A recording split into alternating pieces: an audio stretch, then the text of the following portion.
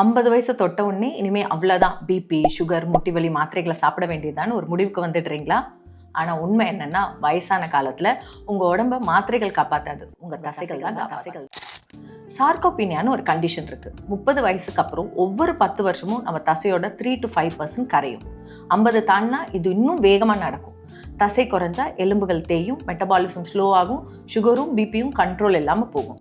வயசான காலத்தில் கீழே விழுந்தால் எலும்பு உடையறதுக்கு காரணமே அந்த எலும்பு ப்ரொடெக்ட் பண்ணுற தசைகள் இல்லாதது தான். இதுக்கு ஒரே ஒரு ப்ரூவன் சொல்யூஷன் எக்ஸசைஸ், மாத்திரை இல்லை.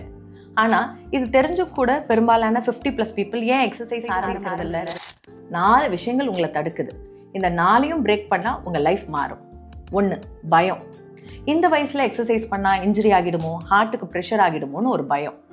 ஆனால் ரிசர்ச் என்ன சொல்லுதுன்னா 50 வயசுக்கு மேலே எக்ஸசைஸ் பண்ணுறவங்களுக்கு ஃப்ராக்சர் ரிஸ்க் குறையுது, ஹார்ட் ஸ்ட்ராங்கர் ஆகுது, பிபி நேச்சுரலாக இறங்குது.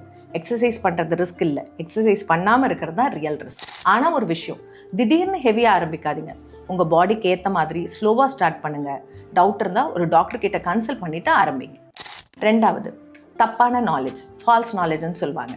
நான் பிபி டேப்லெட் சாப்பிட்றேன், சுகர் டேப்லெட் சாப்பிட்றேன், அது இன்னஃப்னு நம்பிட்டு இருக்கீங்க. ஆனால் டேப்லெட் பிளட் ப்ரெஷரையும் சுகரையும் டெம்பரவரிலி கண்ட்ரோல் பண்ணுது, ரூட் காஸை ஃபிக்ஸ் பண்ணுறதில்ல. எக்ஸசைஸ் உங்கள் பாடியோட இன்சுலின் சென்சிட்டிவிட்டியை இம்ப்ரூவ் பண்ணுது, பிளட் வெசல்ஸை ஃப்ளெக்சிபிள் ஆக்குது, தசையை பில்ட் பண்ணுது. டேப்லெட் டிசீஸை கண்ட்ரோல் பண்ணுது, எக்ஸசைஸ் டிசீஸை ரிவர்ஸ் பண்ண உதவுது. ரெண்டும் சேம் இல்லை. 3வது, நம்பிக்கை சார்பு, பயஸ். வயசானா சதைகள் பலவீனமாகும், அது நேச்சுரல், யாராலையும் தடுக்க முடியாதுன்னு ஒரு ஸ்ட்ராங் பிலீஃப் இருக்குது. இது பார்ஷியலி ட்ரூ தான், ஆனால் ஃபுல்லி ட்ரூ இல்லை. 70-80 வயசில் கூட ரெசிஸ்டன்ட் ட்ரைனிங் ஆரம்பித்தவங்க தசையை ரீபில்ட் பண்ணியிருக்காங்க. டிக்ளைன் நேச்சுரல், ஆனால் டிக்ளைனோட ஸ்பீட் நம்ம கையில் தான் இருக்குது. சித்த மருத்துவத்தில் 50 வயசுக்கு மேலே வர்றதை வாத காலம்னு சொல்லுவாங்க. வாதம்னா காற்று. உடம்புல காற்று அதிகமானால் மூட்டுக்கள் இறுகி போகும், நரம்புகள் தளரும்.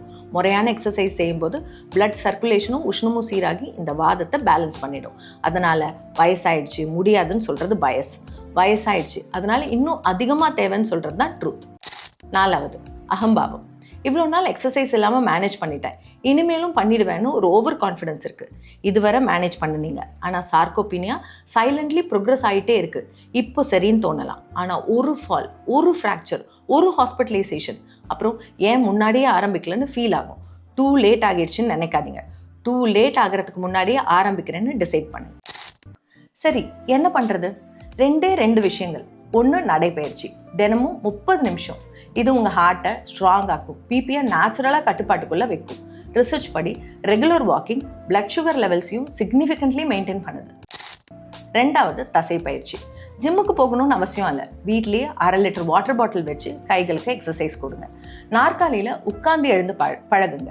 இது சேர் ஸ்குவாட்ஸ்ன்னு பேர். வாரத்தில் 2லேருந்து 3 நாள் செஞ்சாலே போதும். லைட் வெயிட்டில் ஆரம்பிங்க, ஸ்லோலி இன்க்ரீஸ் பண்ணுங்கள். ஒரு இம்பார்ட்டன்ட் பாயிண்ட், மாத்திரைங்களை நிறுத்துங்கன்னு நான் சொல்லலை. உங்கள் டாக்டர்ஸ் ப்ரிஸ்கிரைப் பண்ண மாத்திரைகளை தொடர்ந்து சாப்பிடுங்க. ஆனால் மாத்திரைகளை மட்டுமே நம்பி இருந்துடாதீங்க, எக்ஸசைஸை ஆட் பண்ணுங்கள். காலப்போக்கில் உங்கள் டாக்டர்ஸோட கைடன்ஸோட டோசேஜை குறைக்கலாம். ஆனால் அந்த முடிவை நீங்கள் எடுக்காதீங்க, டாக்டர் எடுக்கட்டும்.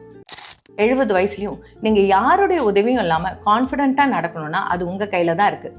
பயத்தை விடுங்க, தப்பான நம்பிக்கையை விடுங்க, பயஸை உடைங்க, ஓவர் கான்ஃபிடென்ஸை ஒதுக்குங்க.